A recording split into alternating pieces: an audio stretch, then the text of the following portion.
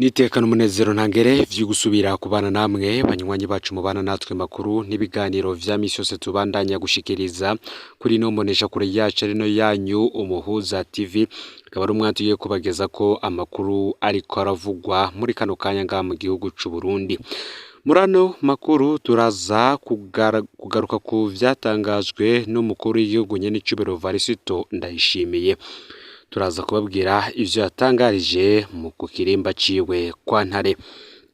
Turaza kugaruka kandi ku makuru ya bamwe mu Barundi bapfungiwe mu gihugu c'Ububirigi. Bakaba bapfungiwe icamaso ku kibuga c'indege caho ngaho mu gihugu c'Ububirigi. Ico bazira tukaza kukibabwira, akaba ari amakuru yaza kuza kubashimikiye ku ngingo nkuru zikurikira. Umukuru w'igihugu nyene c'Ibero Varisito Ndayishimiye ubwiwe yivugiye ko amabanki yo mu Burundi ngaha akennye amahera.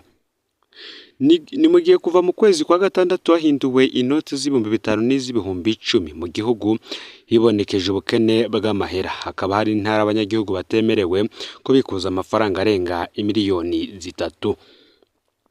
Varisito Ndayishimiye we akemeza ko atamahera akwiye mu mabanki. Ubwiwe akaba yitanze ko n'akarorero ko yarondeye imiliyoni 50 z'amahera y'amarundi nk'ideni arayabura. Varisito Ndayishimiye akavuga ko ibintu bibandanije uku ataha igihugu gishobora kwishikana, hagasaba amabanki guhindura ingendo muri kino gihe amaze imisi ahura n'imirwi itandukanye baganira ku co yise urugamba rwo kunagura ubutunzi bw'u Burundi. Tubibutse ko kandi Perezida Varisito Ndayishimiye ubwiwe yivugiye ko agiye gufata mu minwe ikibazo c'abafise amabiro de change. Akavuga ko igihugu gishora hanze ku mwaka umuriyaridi n'imiliyoni 300 z'amadolari y'abanyamerika, ariko baja kuraba mu kigega ca leta bagasanga harinjiyemwo imiliyaridi 200 z'amadolari y'abanyamerika yonyene. Akibaza aho andi mahera aja bikamuyobera. Ni vyinshi tuza kuvuga ko muri ano makuru. Turaza kuvuga n'ubundi kuri bandi bose bafise amasoko avunjayo mu kinywa, abavunjayi bo mu kinywabi, anavuga ko ari bo baba babangamiye ubuzima, murantunge babangamiye ubutunzi bw'igihugu. Fyonda subscribe canke sabone niba utari wafyonda ko kugira ngo tuje cikanwa nayo dushikirize usangize ano makuru bagenza kandi abo bari hose kugira ngo batoje bacikanwa nabiriko biravugwa bigezwe ko nga mu gihugu c'u Burundi, hanze imbezi igihugu c'u Burundi ndetse no makungu ya kure. Nkwaye ikaze mwidonido yano makuru. Umukuru w'igihugu nyene c'Ibero Varisito Ndayishimiye aremeza ko ata amafaranga akwiye ari mu mabanki iki gihe. Perezida Varisito Ndayishimiye akaba yitanga ko akarorero ko ubwiwe yarondeye imiliyoni 50 z'amafaranga y'amarundi nk'ideni arayabura. Uyu mukuru w'igihugu akaba yarabivugiye mu nama yabaye yamuhuje n'abarongoye amabanki y'ubudandaji hamwe n'amashirahamwe yo kuguranana hamwe n'abakora akazi ko kuvunja amahera mvamakungu. Muri iyi nama Perezida Varisito Ndayishimiye akaba yaramenyesheje ukuntu mu mabanki yo mu Burundi yamatanga ivyegeranyo vyerekana ko buri mwaka yunguka kandi akora neza, ariko abakiriya bayo ntibaronswa amadeni nk'uko bavyifuza, mu gihe atakindi yashiriweho atari abayitura. Yagize ati ku mwaka ndashobora kwimbura itoni zitari munsi y'200, ariko nk'ubu noja kwironderera imiliyoni 50 muri banki ngo kuri konte yanje mwoca muvuga ngo ntayo tuguha, none yagiye he ko arayiwanje. Perezida Ndayishimiye akaba avuga ko ibintu bibandanije ukataha igihugu gishobora kwishikana, agasaba amabanki nyabuna guhindura ingendo. Ibi vyose bikaba vyaratanguye aho hafatirwa ingingo yo guhindura inoti z'ibihumbi 5 ndetse n'ibihumbi 10 mu gihugu. Hakaba haratanguye kwibonekeza ubukene bw'amafaranga mu mabanki no mu yandi mazu akora akazi ko kuziganya no kuguranana. Hakaba hari intara zimwe abantu batemerewe kubikuza amahera ari hejuru y'imiliyoni 3, biriko biratuma umurindi w'ababitsa amafaranga mw'aya mazu uca ugabanuka, maze bagahitamwo kuyabitsa mu mazu yabo. Kuri iki kibazo kandi naho havutse ikibazo c'uko igihugu giheraniye amabanki yo hagati mu gihugu ideni ringana n'amamiliyaridi 600 vy'amarundi. Leta y'u Burundi ifitiye amabanki yo hagati mu gihugu ideni ringana n'amamiliyaridi 600 mu mafaranga y'amarundi. Ivyo bikaba vyarashikirijwe n'umuhinga mu vy'ubutunzi Diomede Ninteretse mu cigwa aheruka gukora ku vyerekeye amadeni leta y'u Burundi ifise, hamwe rero n'icokorwa kugira ibintu bihinduke. Abandi bahinga bizeye ivy'ubutunzi bakabona ko kugira iryo deni ririhwe ryose umurundi wese atawuvuyemwo yosabwe gutanga amafaranga ibihumbi 500 vy'amarundi. Kubw'uwo muhinga Diomede Ninteretse, ideni leta y'u Burundi ifite amabanki yo mu gihugu hagati ngo risumba kure cane amafaranga ikoresha ku mwaka.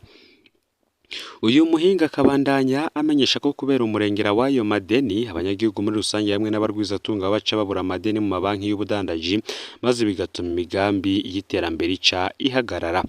Yahanuye leta kwirinda gufata ideni mu mabanki kubera ko bifise ingaruka mbi cane ku butunzi bw'igihugu.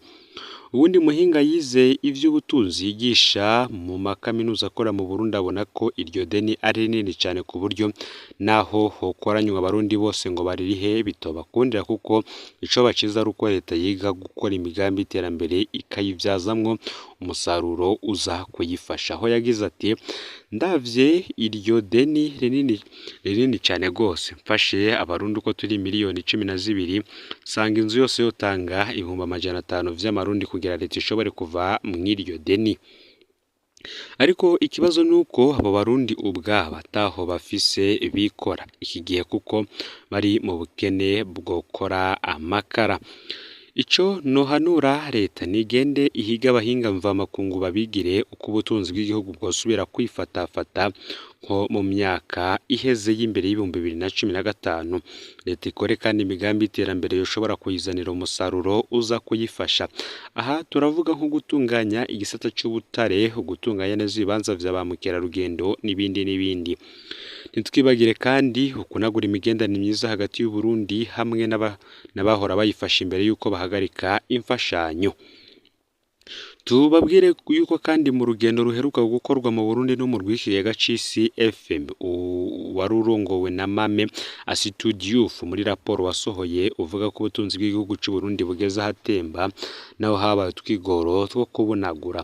Akarorero uwo murwi utanga ni hagati yo mu kwezi kw'icenda, aho Uburundi bwari bufise amahera mu kigega ntega bizoza y'agaciro abushoboza kurangura mu makungu y'indwi zibiri zitarenga, nayo mu kwezi kwa gatatu uyu mwaka turimwo ayo mahera y'intega bizoza ari ku rwego rw'ukwezi kurenga indwi imwe gusa.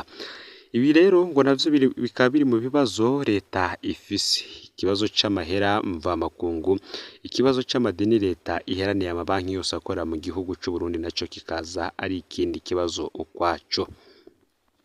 Mu yandi makuru kandi nabwiye ko tuza kubabwira ko hari abapfungiwe mu gihugu c'Ububirigi.